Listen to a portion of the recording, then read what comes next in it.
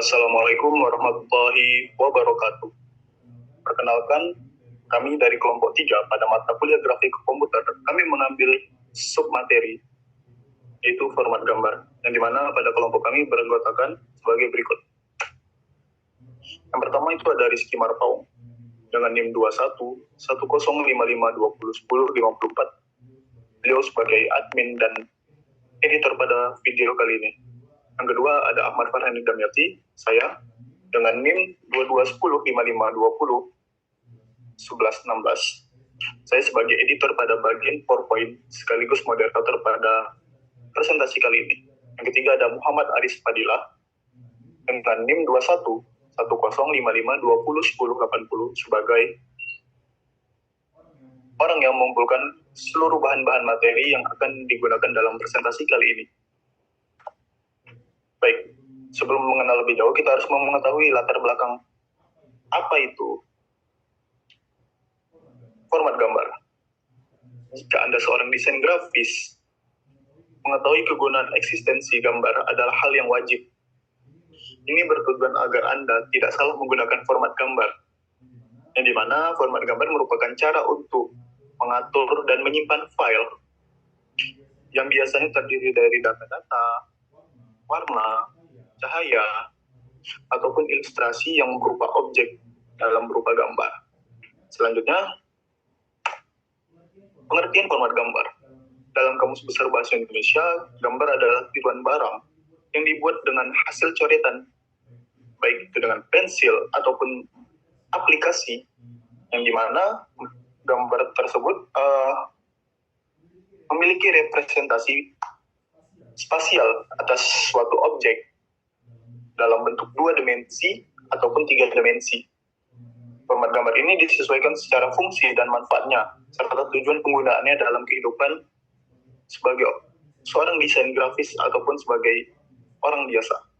Format gambar ini terdapat cukup banyak dan general, dan mudah ditemui seperti JPG, JPEG, PNG, ataupun GIF.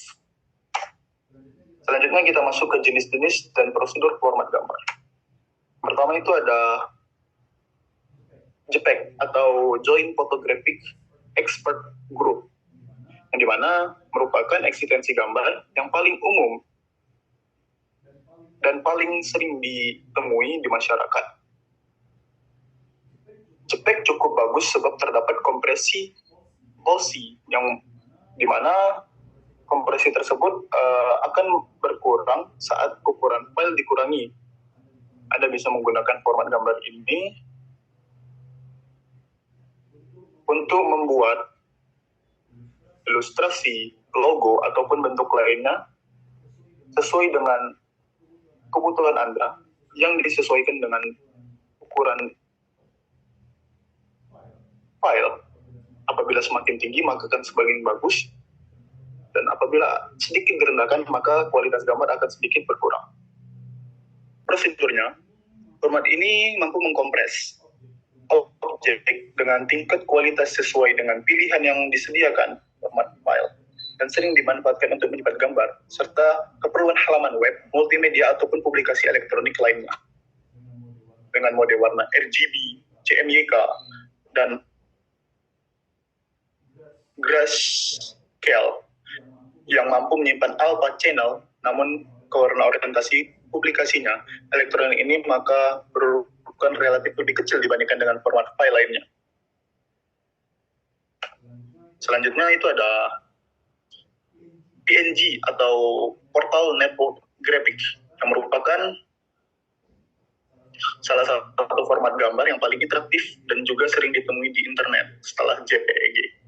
Yang dimana kualitas keunggulan dari format ini adalah meskipun ukurannya dikurangi, kualitasnya tetap bertahan pada ukuran yang tersebut, sehingga secara tidak langsung format gambar ini lebih baik ketimbang JPEG. Namun sebagian besar gambar PNG memiliki resolusi yang lebih rendah daripada format lainnya. PNG ini merupakan jalan alternatif pengganti GIF dengan mencontoh metode kompres gambar LZW, yang dimana semua browser internet sudah mendukungnya, yang memiliki keistimewaan untuk menyimpan bermacam-macam ke dalam warna, format baru, dan tidak mengikis informasi warna dalam gambar yang dilakukan oleh JPEG, PNG, ataupun memperbolehkan transparan pada proses kompresinya.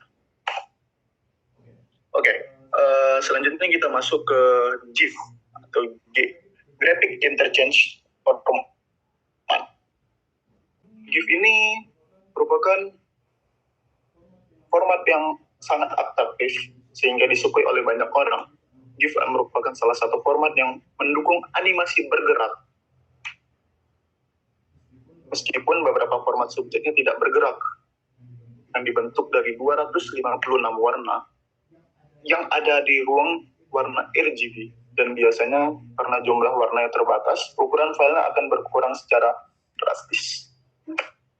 Untuk prosedurnya,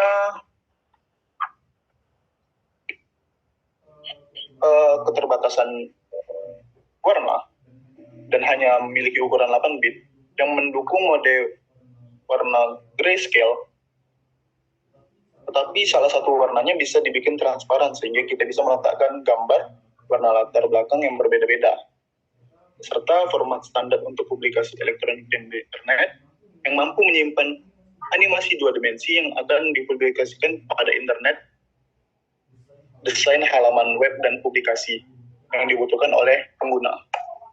Selanjutnya itu ada TIFF. TIFF sudah cukup dikenal lama oleh dunia sejak yang dilahirkannya pada tahun 1986. TIFF merupakan singkatan dari Target Image File Format yang dikembangkan oleh Aldus Corporation yang kemudian dilanjutkan oleh Adobe setelah Aldus diakuisisi. Penggunaan utama dari TIFF adalah kualitas yang sangat baik saat dicetak. Itulah mengapa mayoritas sering digunakan oleh dekade pada tahun 80-an hingga 90-an. Skenario dengan format ini juga diklaim cukup fleksibel karena mampu disusupi data lain, seperti keterangan ukuran data dalam pengaturan. Namun, karena fokus format ini adalah menjaga kualitas gambar, ukurannya menjadi sangat besar. Yang dimana file yang dihasilkan adalah TIFF, yang sangat cocok digunakan oleh desktop publishing. Format file ini mampu menyimpan gambar dengan kualitas hingga 32 bit dengan format gambar yang digunakan untuk keperluan pertukaran platform pada PC, Macintosh, dan Silicon Graphics, yang merupakan salah satu format yang disukai oleh para desain grafis, terutama pada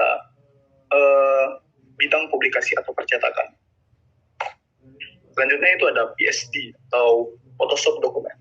PSD merupakan kepanjangan dari Photoshop Document, yang merupakan file yang dibuat dan disimpan dalam format Adobe Photoshop, yang merupakan bagian dari perangkat lunak pengeditan gambar yang paling terkenal di dunia. Dengan PSD, kita dapat mengedit, menyalin, dan mengubah formatnya, alias gambar dapat dengan mudah digunakan untuk, mungkin belum Anda ketahui, format gambar PSD merupakan bagian dari file raster yang sudah disebutkan di atas. Karena kekurangannya, file ini hanya dapat dibaca oleh Photoshop itu sendiri. Untuk prosedurnya, format file ini merupakan format asli dokumen atau Photoshop yang merupakan format yang mampu menyimpan informasi layar dan alpha channel yang terdapat pada sebuah gambar, sehingga suatu saat dapat dibuka dan diedit kembali oleh pengguna. Selanjutnya kita masuk ke EPS atau Encapsule PostScript, yang merupakan format gambar yang sering digunakan untuk pertukaran dokumen antar program grafis yang sering pula digunakan ketika ingin mencetak gambar. Kumpulan format ini menggunakan bahasa PostScript sehingga format file ini dikenali oleh hampir semua program percetakan. Dengan kata lain, terdapat kelemahan file ini yang tidak mampu menyimpan alpha channel sehingga banyak pengguna Adobe Photoshop menggunakan format ini ketika gambar yang dikerjakan sudah final atau pada bagian akhir.